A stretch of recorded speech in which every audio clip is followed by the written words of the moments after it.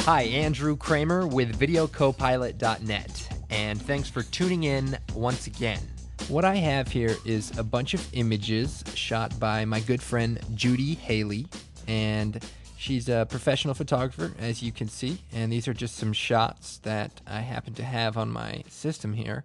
And what we're going to do is we're going to create a slideshow using these pictures. Now, we've all been asked to make a slideshow one time or another, and what I'm going to show you is just an effective way to make a decent slideshow. So let's go ahead and start by resizing all of our images to a size that is a little bit more manageable in After Effects. So a lot of times your images come from scans or CDs or digital images, and the sizes are all over the place. Well, to work more effectively in After Effects, you want to have a reasonable size picture, but also it helps that they're all uniformly sized when you're working to create certain effects. So with the help of Photoshop, I'm going to resize all of my images down to 800 by 600, which is a little bit bigger than 720 by 480 in which we'll be working.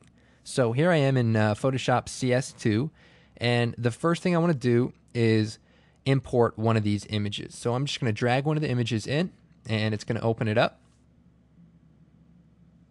Okay, so here we are, and I want to go over to my Actions palette. So I'm going to resize this, go to my Actions, bring down the default actions, and what we're going to do is click on the Make New Action button and name it Resize to 800 by 600.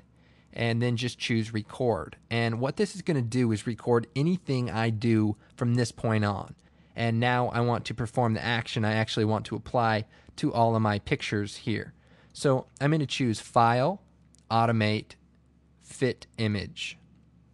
And we're going to set it to 800 by 600. Now you can set this to be a little bit more if you know you have like group pictures you want to then zoom in on later or something like that. But for the most part, 800 by 600 should work just fine. And I'm going to hit OK. And basically what this means is the image width will not exceed 800 and the height will not exceed 600. So if your frame is 800 by 600, the picture will squeeze itself down to fit in the image without distorting it in any way. So I'm going to hit OK. And now my image has been sized down. And if I go to actual pixels here, you'll see my image is probably 600 tall. So then I'm going to go and hit Stop. And then I'm going to close this picture and do not save it. I have my action here. And now what I'm going to do is go File, Automate, Batch. And what we're going to set up is a batch action that's going to run through all my pictures and apply this resize action to everything. So I'm going to set it to the default actions, which is all these here in this folder. And I want to set the action to resize to 800 by 600. And I want to choose a folder as my source. Click on my original images folder. Then I'm going to hit OK. We can also include subfolders, but for this particular case, I'm not going to. Now, the destination is what it's going to do with these pictures after it processes them. Sometimes you don't want to erase over your original pictures, obviously, because you may want to go back to them later. So I'm going to choose Set to a Folder, and I'm going to set Choose. So I'm going to browse to my output folder called 800 by 600, select it, and choose OK. Now what's going to happen is it's going to save the image into this location after it performs this action. Then you hit OK and go sit back and relax for a few minutes. As you can see, all my pictures have been resized and are ready to import into After Effects. So what I'm going to do is take my 800 by 600 folder and drag it into After Effects. By holding down Alt, we can drop it into the project and it will import the folder along with all the contents inside. So now all my pictures are now inside of my project folder. I can then start creating a slideshow. Now, if I select the first one, go down, hold Shift, select the last one, I can then drag it into the Make New Comp button, and this fancy dialog will come up. I can say, create a single composition, use the dimensions for, say, any picture. I want the duration of each picture to be 4 seconds, and I don't want to add it to the render queue. I want to sequence the layers. That means put them back to back, and I want them to overlap 20 frames and dissolve. I'm going to hit OK. And now if I play through this, you'll see all of the layers kind of fade together. And if I set my composition to my output size, so in this case NTSC DV, that would create my composition this size. Now you can see all the pictures fit in here. They're a little bit big, but that's okay. But the problem is this is After Effects, and while this is a slideshow, it's not very impressive. So we're going to not do it that way. We're going to just go ahead and delete this composition. What I'm going to do instead is create a new composition, and this time use my output settings, which would be NTSC DV, choose OK, set the duration to 4 seconds exactly. The duration of the composition in this case is going to be the duration of each image, and I want all my pictures to play for 4 seconds. Then I'm going to hit OK, and now I have a 4-second comp, and now I'm going to drag all of my images out. So I'm going to select the first one, select the last one, holding down Shift, and drag them into the comp. And the order in which you select them is the order in which they're going to be distributed. So make sure the images are in order, or if you hold down Control, you can select them in however order you want. Anyway, I'm going to go here, select all these layers, hit Alt-Home, and line them up. Now, what I'm going to do is apply some parameters to one layer, and then copy those parameters and apply them to all the layers. So I'm going to solo this first layer here, and I'm going to hit S to bring up the scale properties, go to the beginning of the composition, set the stopwatch, go to the end, and set a keyframe. So now I have 2 keyframes at the beginning and end. Then I'm going to size this down just inside the composition. Now, you might have a hard time getting it exact, so if you right-click on the layer, choose Transform, Fit to Comp Height, then it will fit it in there. But be careful, because if you change the fit to comp, it'll stretch it out, and you don't want to do that. So just fit to height, and that will work good. Then let's go ahead and move to the end here, and let's set the scale up to just a little bit more than that. So depending on the size of your input image, the scale will change because it's relative to the size of the layer. So we want it to start at 80, apparently, and we want it to go to, say, 90. So that's a 10% increase over time. So if I were to copy this scale parameter to all the layers, then I would have a nice slideshow where all the layers would slightly push in and all cross-dissolve throughout the piece. But this is After Effects, and I think we should take it to the next level. So I'm going to add an effect that will just slightly enhance this slideshow. So with the layer selected, I'm going to choose Effects, Blur, Fast Blur, and I'm going to set the blurriness to, say, 25, and I want to repeat the edge pixels. Okay. Then I'm going to set the stopwatch for blurriness, move forward to 1 second, and turn the blurriness down to 0 so that my image now slowly blurs into focus. And if these were all sequenced together, they would not only blur into focus, but they would also fade together, which would make for a nice effect. However, I don't want the image to be totally blurred out like this. So actually, I'm going to hit U on the keyboard to bring up all the keyframe parameters, and I'm going to delete this second keyframe. I'm going to go ahead and just leave this effect blurry the entire time. But on top of this, I'm going to choose Effect, Channel, CC Composite. And what I'm going to do is composite this original source image on top of it. So watch what happens when I change the opacity. It kind of makes a cool diffusion look rather than a full-on blurred out look. So instead of keyframing the blurriness, I'm going to keyframe this layer's opacity over top itself. And because this effect is all part of this one layer, I'm not duplicating layers and causing a mess in my composition. I can then copy these parameters to all my other layers, and they will all be part of one layer. So let's go ahead and keyframe the opacity of the CC composite effect. So I'm going to set the stopwatch at the beginning of the composition, move to 1 second, and turn the opacity up to 100%. And now what's going to happen is it's going to slowly kind of go like that. Then I'm going to hit U, and I'm going to shut the keyframe off for blurriness because I don't need it. And I'm going to select these 2 opacity keyframes for the composite effect and choose F9. And let's go ahead and preview this. Okay, so it basically kind of just slowly comes in, and it looks pretty darn nice. So let's go ahead and copy all of our effects to the rest of our layers. So to do this, you collapse the layer, and instead of hitting U, we're going to hit U 3 times. U.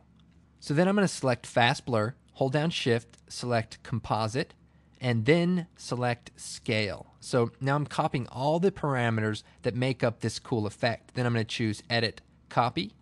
Then I'm going to select all my other layers besides my first one, hold down Shift, choose Edit, Paste. And now all of my layers now have this very cool effect applied to it. But how do we get these layers now to sequence themselves? Well, select the first layer, go down, select the last layer, choose Animation, Keyframe Assistance, Sequence Layers. And we want them to overlap, and we want the duration of their overlap to be 20 frames. And we want the transition to be Dissolve Front Layer. Then you hit OK. Now all the layers have then been pushed into time and are fading together. So now if I go composition settings, I can increase my duration to say 2 minutes. I'm not sure how long this will be. Zoom out here, and now you can see all the layers are here. Then if I go to the last layer, hit O, that goes to the last frame of this layer, hit N, trims the work area, then I right click on the work area, trim to comp area, and then it's exactly the length. Then if I go to the beginning of my first one, hit T, I could bring up the opacity and then fade it up, go forward a few frames, set a keyframe, go back and set it to 0. Likewise, go to the very last one, hit T, hit O, turn on the opacity stopwatch, go back 10 frames, set the stopwatch, and then double click on the last one, hit 0, return so that it fades out at the end. Now, let's watch this.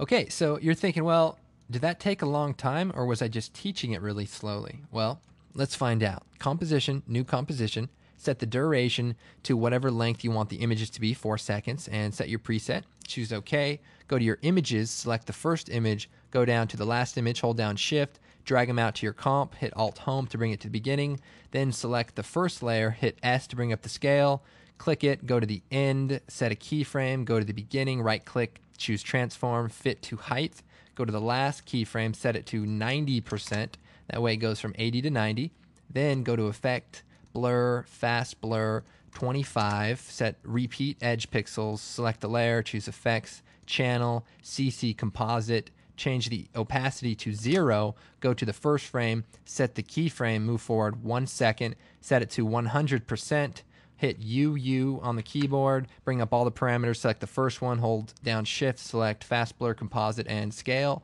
hit Control-C, select all your other layers, hold down Shift, select the last one, choose Edit, Paste, then hit the first layer, hold down Shift, select the last layer, choose Animation, Keyframe Assistance, Sequence Layers, Overlap 20 frames, Dissolve Front Layer, choose OK, Composition Settings, set the comp to 2 minutes, choose OK, zoom out, go to the last frame, hit O, hit N, right-click on the work area, trim comp to work area, go to the first frame, hit T, bring up the opacity, set a keyframe, turn the value to 0, go forward 10 frames, set a keyframe, set the value to 100. Likewise, go to the last layer, hit O to go to the last frame, hit T, bring up the opacity, set it to 0, hold down, Control-Shift, go back 10 frames, set a keyframe, 100%, and it fades out at the end, and that's it. There's our slideshow. I don't know how long that took, but you could imagine. Now, once you get down the whole actions thing, you could be knocking slideshows out in minutes. I'm not kidding, minutes. Add a music track to the background and render this thing out. Add to render queue, and you're good to go. Well, I hope you found this tutorial useful. There's plenty more at videocopilot.net, along with some cool resources and some great products. So check us out. Likewise, if you haven't heard, Creative Cow Master Series has just released a DVD hosted by myself called Serious Effects and Compositing. Check it out. There's a lot of cool stuff. Go to my site, videocopilot.net/SeriousFX. Thanks for watching, and I'll see you next time.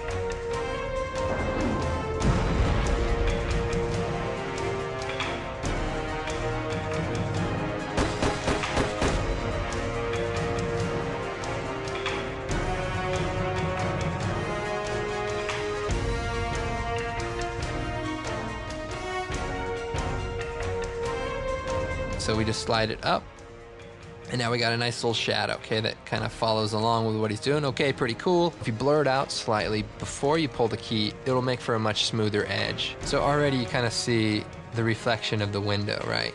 By setting the glow on an adjustment layer, when we brighten it up, it'll cover over the tops of all the layers, which is a very, very cool effect that kind of makes it seem like the fire is coming around them. And we're going to change the transfer mode here to overlay.